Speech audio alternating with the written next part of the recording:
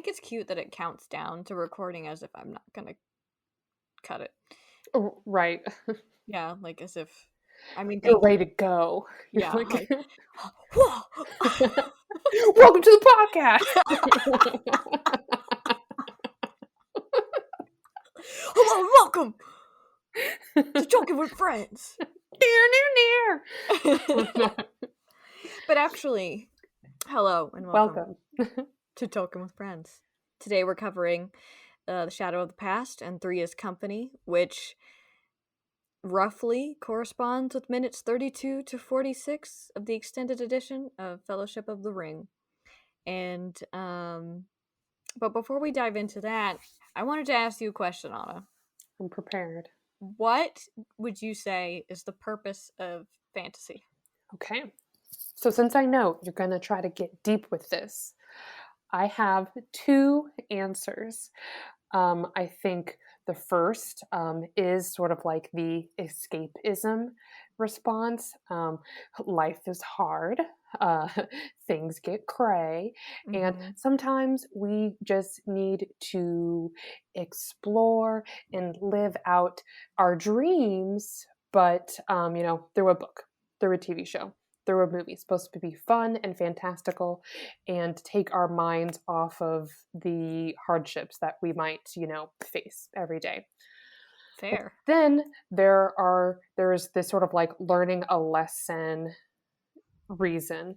So if you're trying to teach someone something difficult, or you yourself is trying to explore a lesson or a moral or something difficult, I think consuming that content in a non-realistic way actually helps you comprehend that lesson or that moral.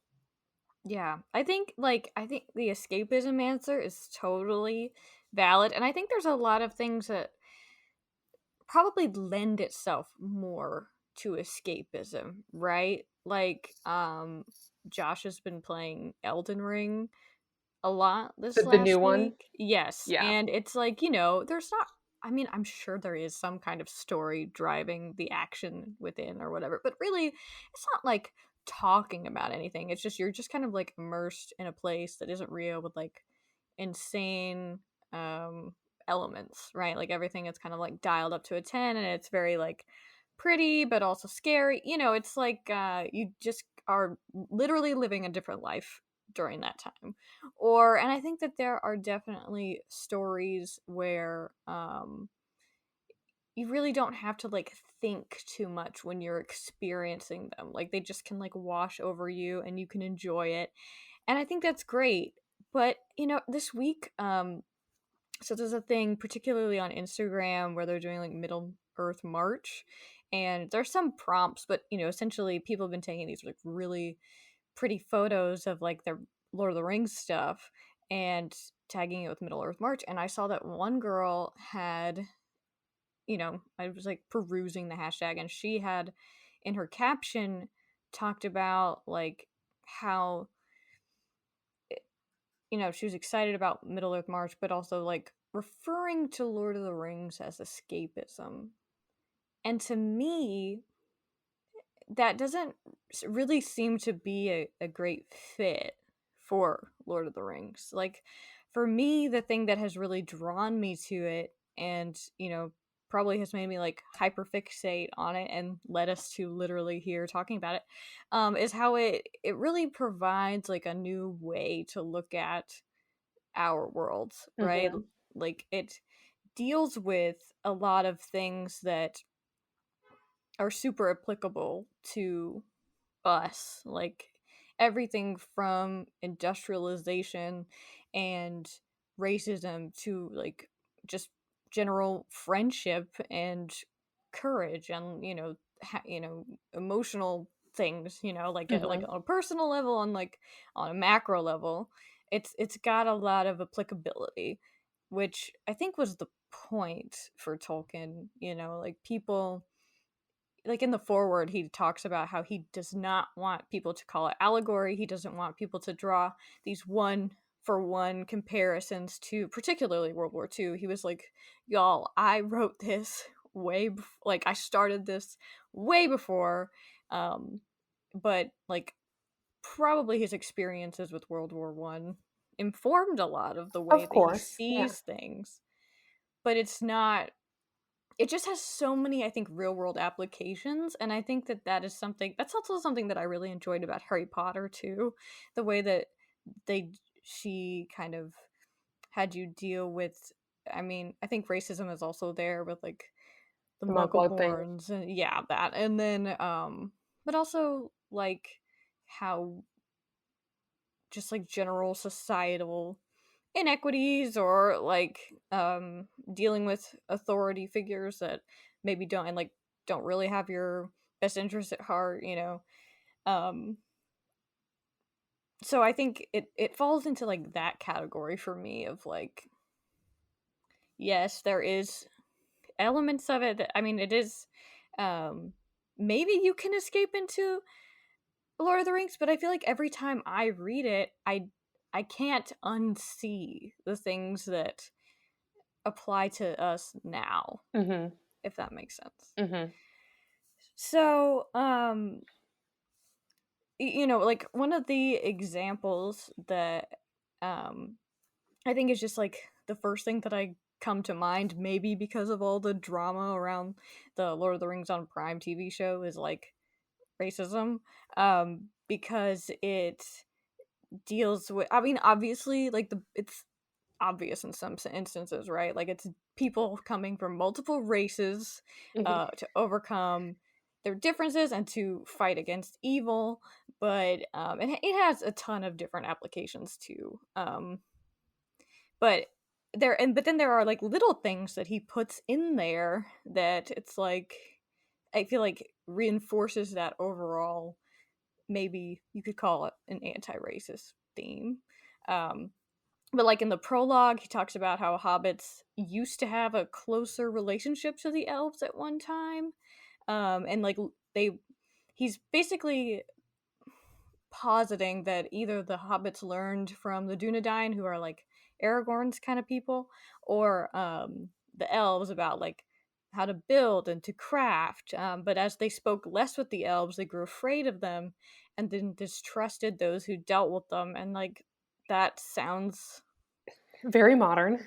yeah, I mean, it doesn't that sound how like, whether it's racism, whether it's like xenophobia, you know, like whether it's like you not having experience with people that are different from you, generally seems to be rooted in like a place of fear, you know, like just like broadly speaking. Mhm. And um and I think that he constantly is saying stuff like how the Shire is trying to pretend that it's isolated when it's not, and therefore that's kind of how they run into problems later, you know. So Mhm. that's how I see Lord of the Rings. That's how it really I think that's like the sticky factor for me, like why I keep coming back to it, you know, because it's more than Middle Earth. It tugs on your heartstrings because it also talks about those elements as well. Yeah, I mean, it's just like, oh, like I feel like I learned something about not just not just like the lore and stuff of Middle Earth, but I feel like I learned stuff about our own life and like our own society as well as myself. Like every time I read it, and I'm like, oh shit, oh damn, you Oh, know. dang! You know, every time I read it, I see something new in it, and I think that's what I love about it so much. And so with that being said, I kind of want to mainly focus this episode on my main man Gandalf, because in Shadow of the Past, he is really explaining to Frodo what the heck is going on, and I think they do it well in the film. Like obviously that is like the sense of urgency in the film is heightened, and I think that that truly makes sense. Like I was thinking about it last night, how Gandalf shows up like at the end of April of the year that things start to go down, and after like figuring out, like, finding the scroll from Isildur in Minas Tirith, and he comes back to be like, pretty sure I know what this ring is. Uh-oh. I just have one more test. Yeah. And so it's been like 9 years since Frodo last seen him. It's like the end of April. He leaves in the end of June and is like, you definitely have to leave by like your birthday. And that isn't, and Frodo doesn't leave so until like September 22nd or something. And it's just like, as a moviegoer, could you imagine if they had like stayed true to the books like that? It No. would have been like, oh, I thought we were supposed to be afraid. Like, Like, I thought is we were this supposed to not be worried. urgent? Yeah. Are there people not, like, actively hunting you? And you're just like, Yeah, "La, la, la, la, la." I know. So it's like, it's funny because Gandalf literally tells Frodo that Sauron now knows that Frodo, like, the ring is in the Shire. Um, so I don't know.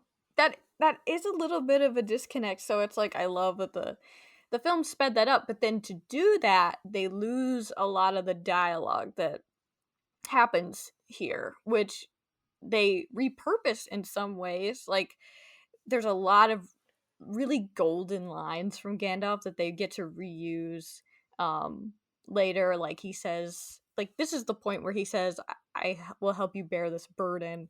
They move it to the Council of Elrond when he's like officially saying, I will take their, that makes so much sense, Mhm, right? mhm. And then with the emotional hits of like explaining to Frodo about Gollum, they don't use that until Frodo realizes that Gollum is following them later in like the Mines of Moria, Okay, okay. which, we'll we can talk more about that later, but it's like, I think there are so many instances of like where you can see Peter Jackson's team really thinking about like, how do we keep this character intact as much as possible, because the way that Gandalf talks, it like everything that Tolkien writes for him, I feel like, is like a gem.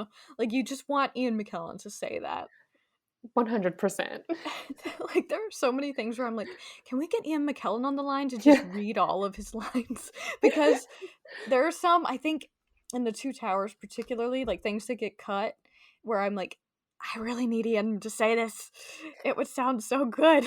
He is so perfect for it. It's He, almost infuriating. like, the Uh, way that he is able to balance, like, because like Gandalf the Grey, they really portray he's more, uh, what's the word I want?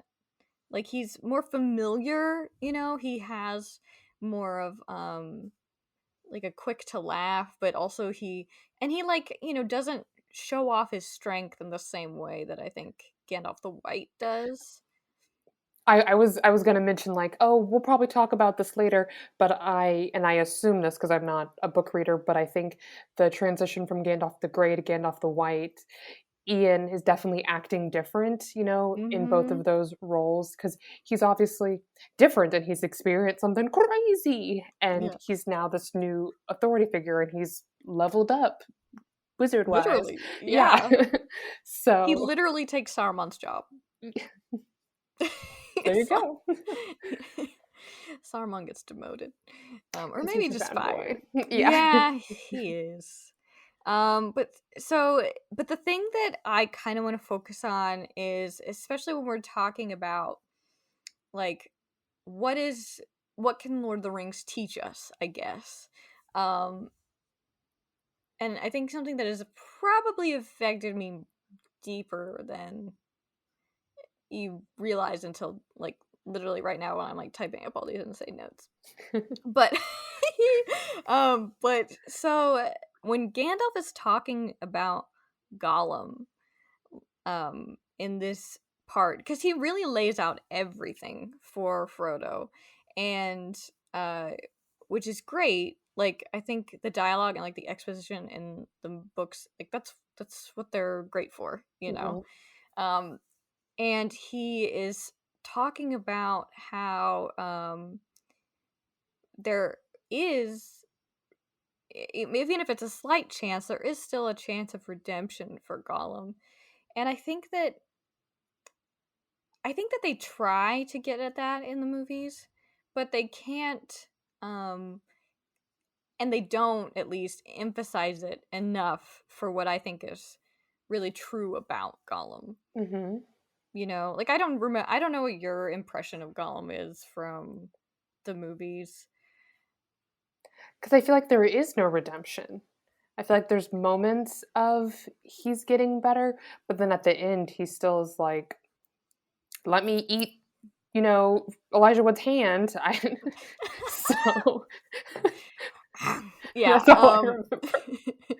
I mean, yeah. Uh so that's the thing, is that he really tries to let Frodo know that yes, Gollum has done horrible things. Like he literally tells Frodo right before this that Gollum has been known to like eat babies, to like steal babies from their cradle. Oh Like my I god! know. He doesn't say it in so many words, but it's like essentially they're tracking Gollum to try to figure out, because Gandalf wanted to like interrogate him about where What the he heck he got this ring, and he finds out that Gollum accidentally got to Mordor, and that's how he finds out that Sauron now knows about Frodo, or not Frodo specifically, but he knows about the Shire, he knows about hobbits, and so they're kind of not safe anymore in that respect. But so when he's describing that, he tells Frodo about how he found the ring, and about how he killed his friend in order to take the ring, and he doesn't paint a great picture, but he also says that, I have not much hope that Gollum can be cured before he dies, but there is a chance of it. And he talks about how um, the way that Bilbo treated Gollum is like so paramount for how the ring ended up affecting him. Mm, Because Gollum being a creature that was really focused on like secrets, like finding out secrets. He describes as he was really interested in roots and beginnings, so he was like a digger. mhm. Um, and when his friend Daigle, Deagle, I don't even know. Sometimes the books have accent marks, and sometimes they don't show up with accent marks. But his friend finds the ring, and Gollum immediately is like, and it technically was Gollum's birthday, and so he like rewrites it in his head that like this is my birthday present. It should be my birthday present. If it's not already, I should rightfully get it because I want it. Mhm. And The he's scene in the beginning of Return of the King.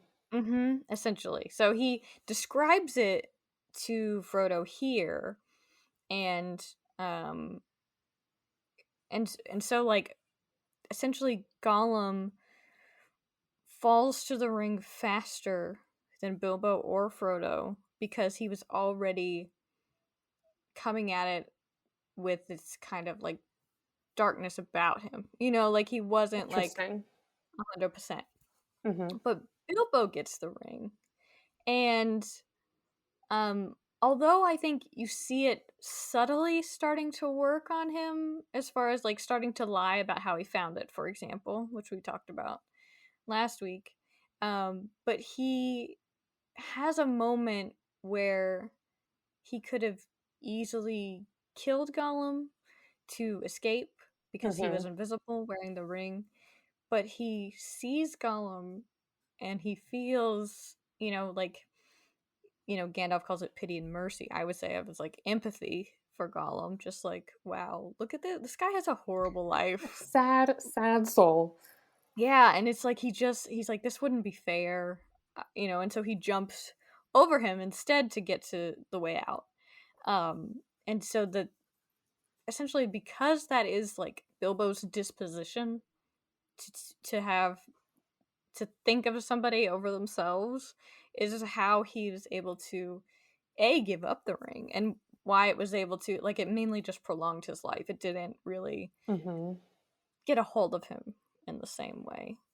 Um, it's just interesting because Frodo pushes back on that a lot. He's like, oh, he should have killed him. He was like, oh, Gollum, like, because Gandalf tells him about how Gollum is essentially like a type of hobbit creature, Mhm. however distantly related. Because he And was a hobbit and then he, yeah, and then becomes this like skinny, wretched thing, Mhm. Um, and Frodo is just like hates that idea that they could have anything in common, but Mhm. Gandalf is like, no, like that, I mean, it's the way that the fact that he wasn't totally destroyed by this is amazing, like Mhm. he should Mhm. have, like, uh Gandalf explains how the ring makes one fade, like how essentially how you become a ring wraith, so like um you wear it. If you're wearing it, or if you keep it, you don't die, but you don't grow or obtain more life. You merely continue Mhm. until every last minute is a wariness. And if you often use the ring to make yourself invisible, you start to fade, and become invisible permanently. And then you're kind of like in this spirit realm, which is where I think Sauron mostly operates in because he is a Maya. Mhm. So then he's able to like more easily control you and use you. Um, and but that doesn't happen with Gollum. Like he has it for 500 years. Damn. Like I mean I could be wrong, but I don't think any of the men probably had their rings that long before they became invisible, Mhm. or before they were like Nazgulified. Nazgulified? I think that that information would have been really a really interesting addition to the movie because it adds to how great and heavy of a decision Frodo made at the council.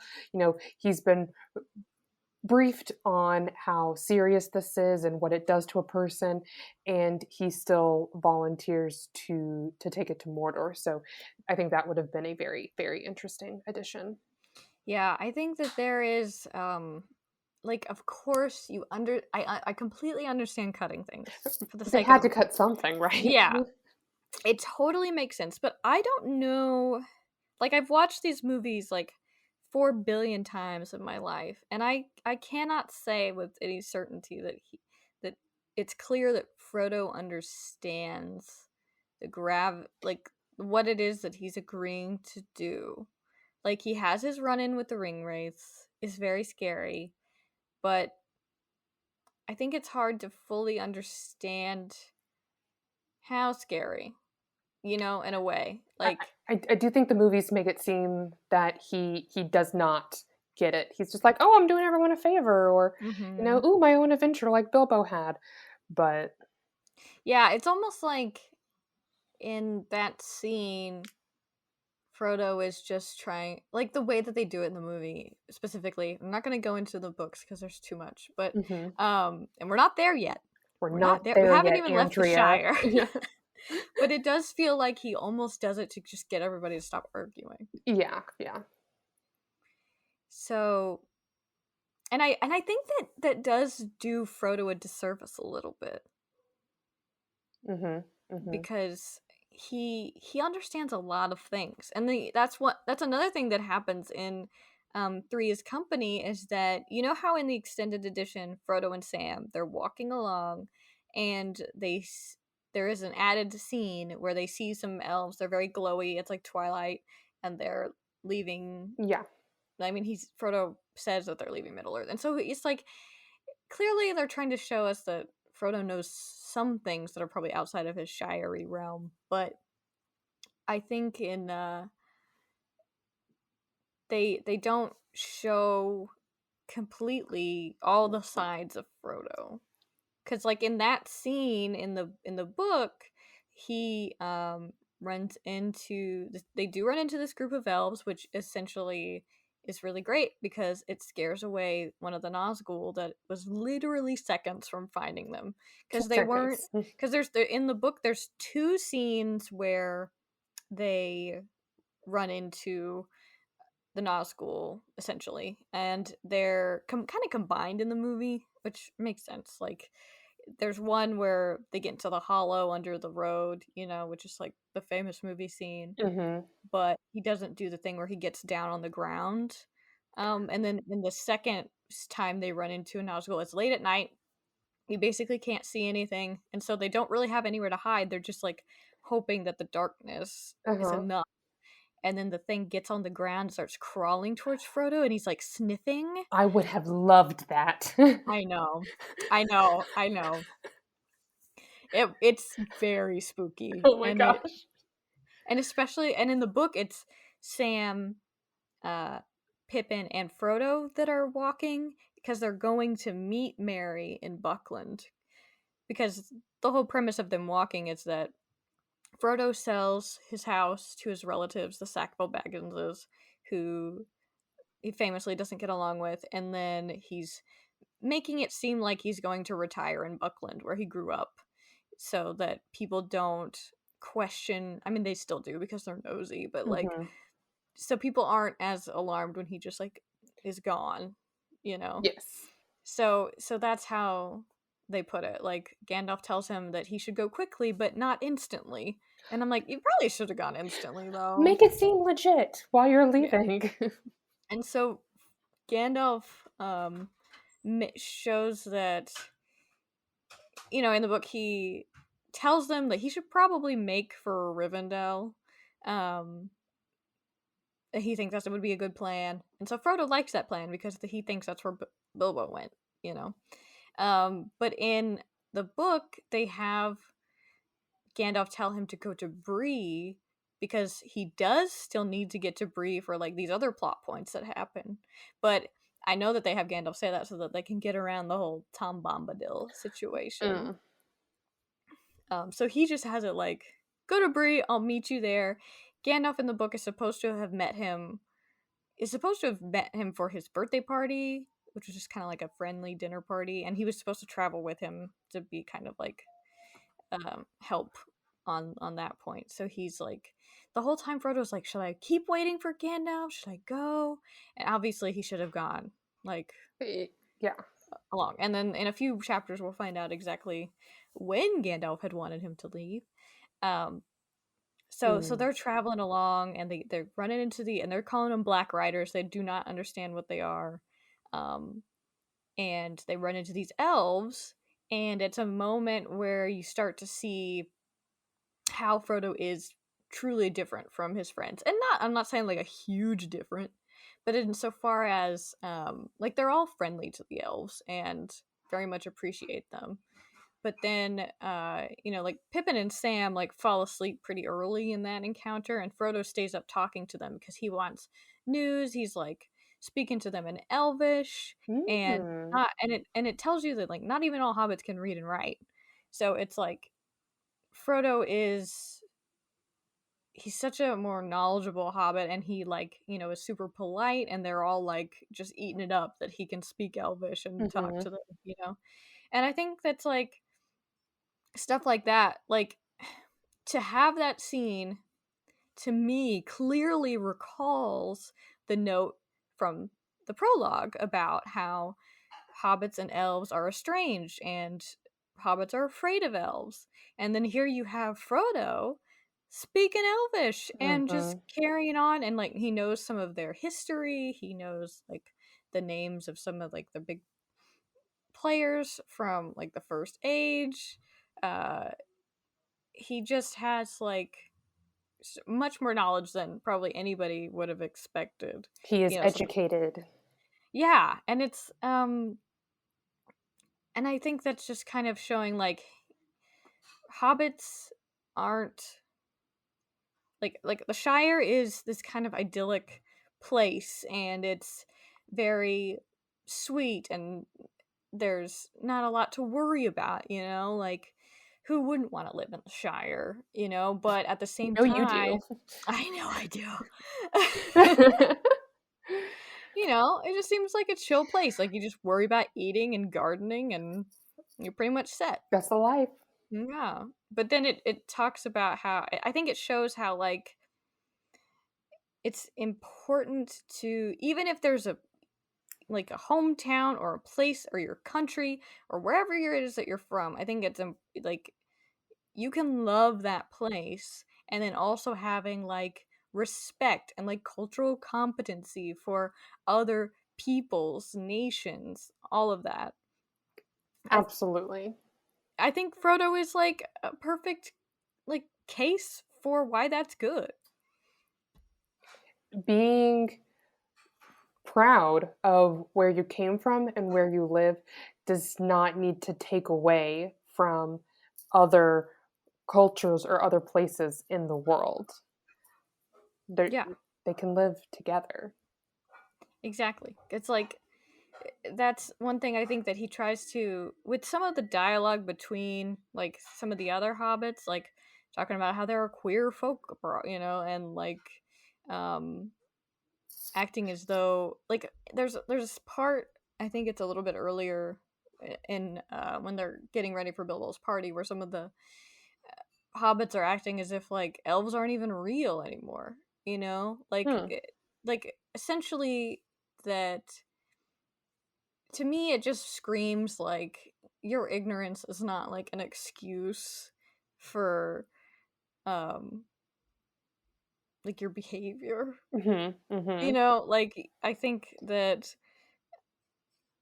while the Shire is very sweet, and of course, Frodo does all this essentially to try to protect the Shire and the people that he loves, it's um I think it's also kind of a cautionary tale. Like if you cut yourself off from the rest of the world and don't learn it as much as you can, or even what you need to, about what else is going on, it can essentially shoot yourself in the foot, Mhm. Mhm. which you see at the end of Return of the King, which isn't even in the movies. So that'll be fun for you. More learning for me. Yeah. Sorry. This is actually Lord of the Rings school. Uh, I'm well aware.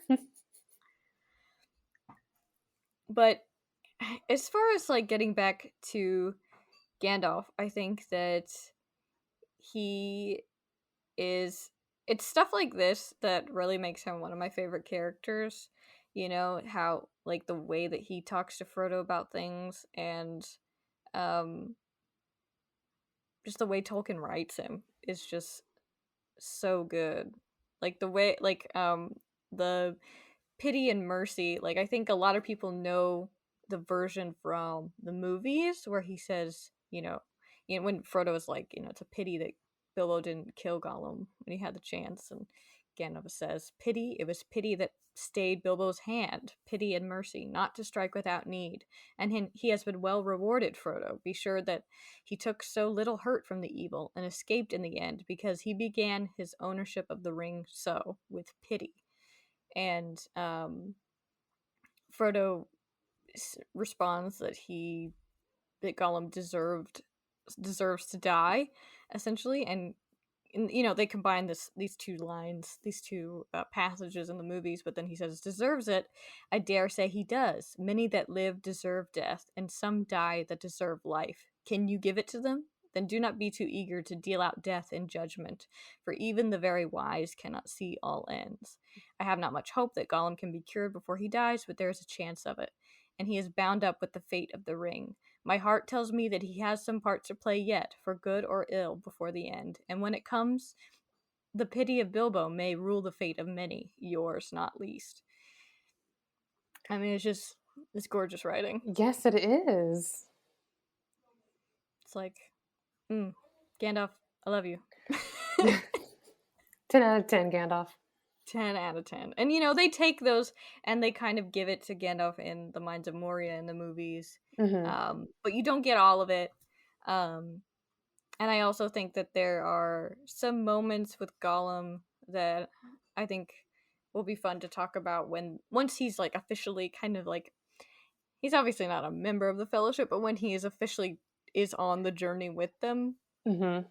where I do think Tolkien shows moments where he could have been, if not totally redeemed, at least saved from being a completely evil character. To me, I think that while Tolkien doesn't do it in this same way, I think the way that he puts the story together and like characterizes everyone really reminds me a lot of like a Miyazaki movie, like how there's never really a character that is 100% bad. Mhm. Mhm. And I think that that is what he's going for, at least. Like, orcs, probably not. Like, that one's hard. Because They they're just seem kind all of, bad. yeah, because they're kind of just evil incarnate. But there are moments, like when we get to Bree, where there is like a orcish character that we don't see for very long. But there is something like, it's unclear if they have full autonomy or not. But if we want to assume that they are just supposed to kind of represent, like, if they're not to represent other peoples that do bad things, then they can represent that, like, orcish desire, maybe, to be bad, you know? Mhm. And some people just give into that completely, and then you have evil things happen. But for, like, all the other characters, I think that we're supposed to build, like, nobody is supposed to be like 100% a perfect good guy. I mean, and that's hard because Aragorn and Faramir kind of act like 100% perfect good guys in the book. Mhm. Um, but I don't think that anybody that is not behaving great is supposed to be necessarily inherently evil.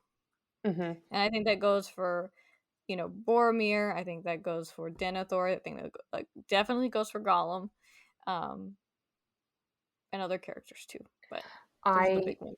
I think though that is a good choice in narratives when people do that.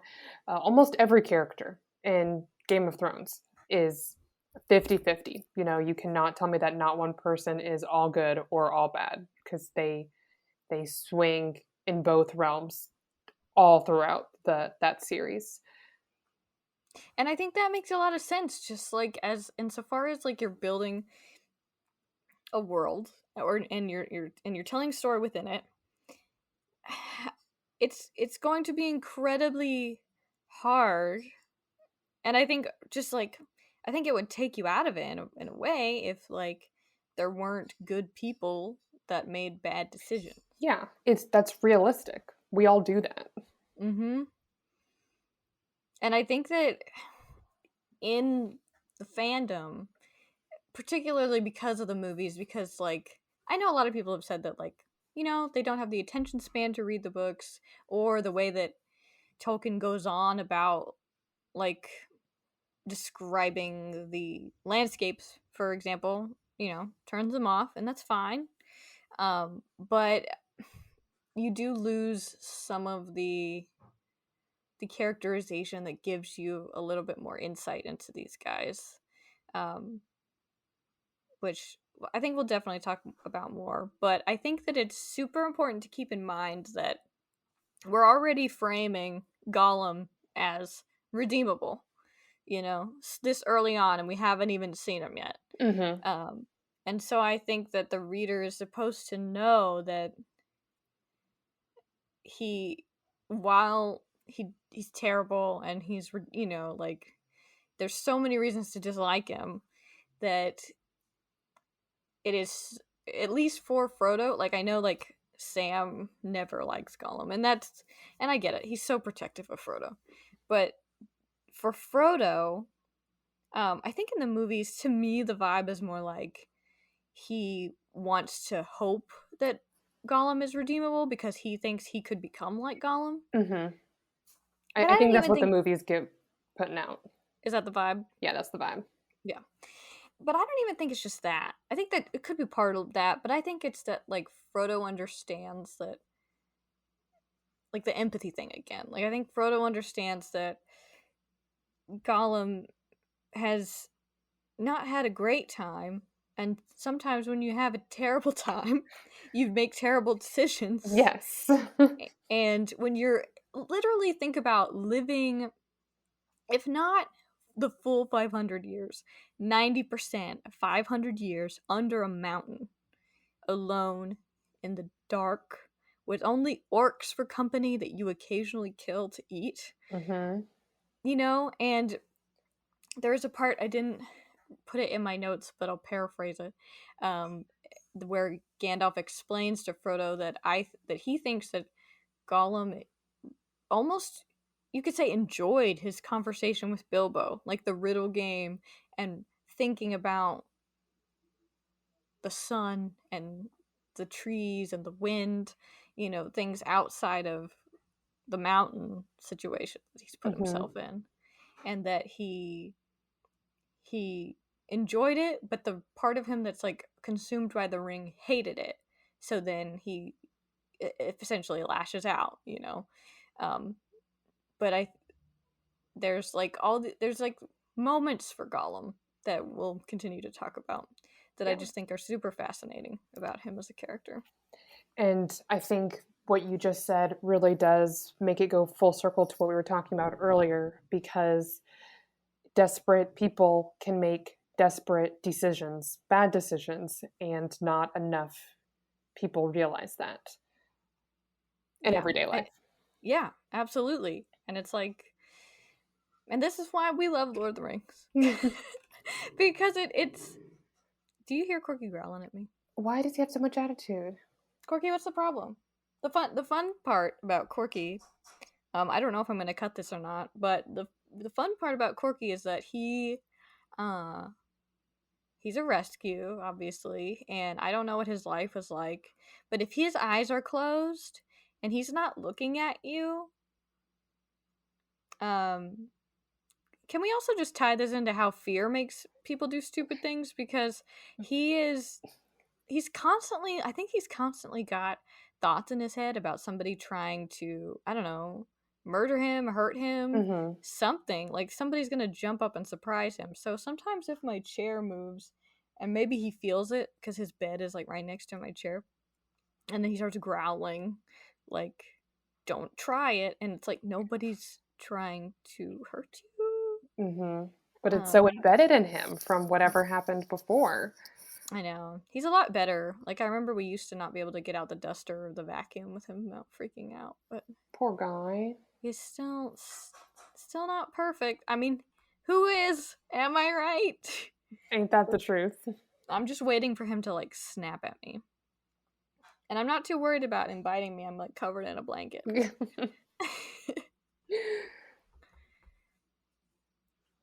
But yeah, and then I guess as kind of like an ending fun fact, there is a song that happens while they're walking, and let me just get my book out.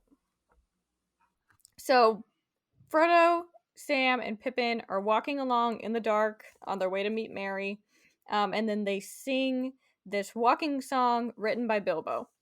um, Here's the first verse. Upon the hearth the fire is red, beneath the roof there is a bed, but not yet weary are our feet, still round the corner we may meet. A sudden tree or standing stone that none have seen but we alone. Tree and flower and leaf and grass, let them pass, let them pass. Hill and water under sky, pass them by, pass them by. But the part that's used in the movies is the last verse. And as someone who's mainly watched the movies, tell me if as I'm reading it, if the song pops into your head or not. I think for a lot of people it will. Okay. Getting my, ready. my reciting voice.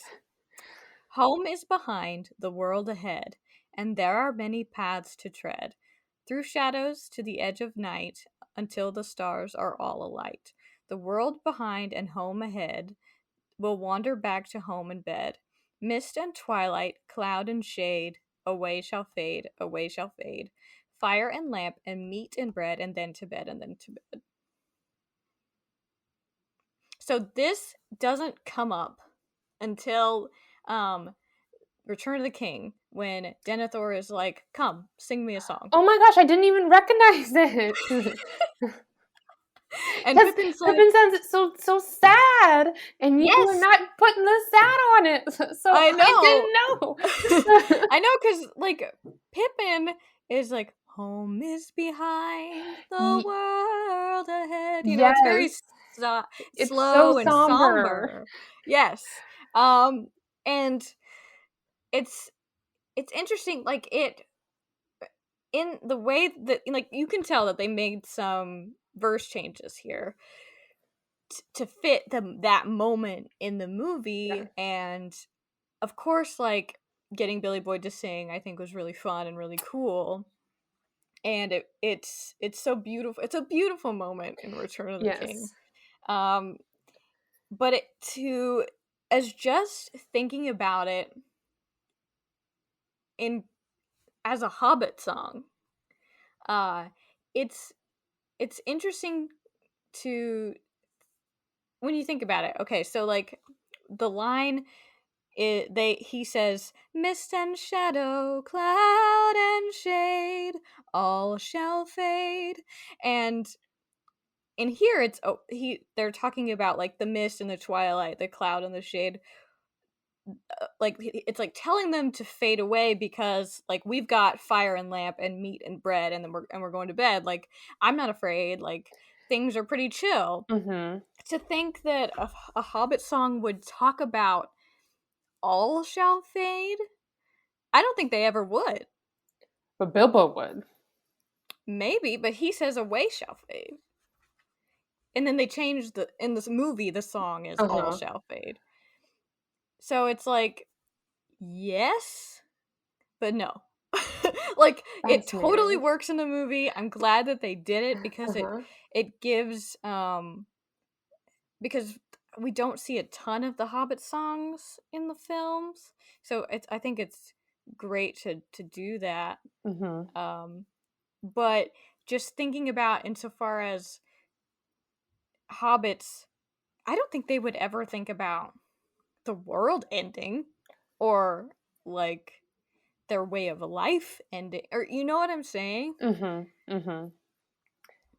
That's not what they did. They thought Yeah. about tea and gardening and food Yeah, I think and it's living peacefully. It's a little too doom and gloom for the everyday hobbit. yeah. So I just think that is a fun fact. I love it when they include the songs. Um there's so many good ones. There's some um in Elvish that you are never going to hear me recite because I don't know. You don't speak Elvish, Andrea? You know what? I haven't reached that level of nerd yet. Okay. Okay. And hats off to anybody that does know Elvish because I just when did you learn, like, where was the time? Maybe in school? I No. don't know. No. That's dedication on a Yeah. whole nother level. Hats off to you nerds cuz you are our leaders. You did it. You They did it walked so hard. so the rest of us could be other nerds. I don't know what I'm saying. Um But yeah, I'm really impressed by people that have gone that deep into it. That's Because for sweet. me, like, I like knowing the fun facts. I like knowing, like, the overarching themes of the story. Like, if we ever talk about the Silmarillion more, that one is there's it's so chock full of things that it's like, for me, the things that stick out are only the things that I can have, like, an emotional connection to, if that makes sense. Mhm. Mhm. But there's just, like, too many characters with too many F names. So, like, I can't get all those right. Of course. So, that is, in a nutshell, I think the highlight reel from Shadow of the Past and Three is Company.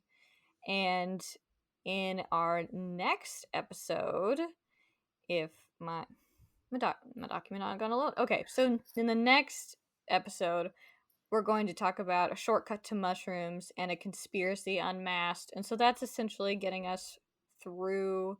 I don't think most of it. We're gonna see Farmer Maggot. Mhm. and we're gonna see Frodo, Sam, Merry, and Pippin kind of figuring out next steps. Understood. Mm-hmm.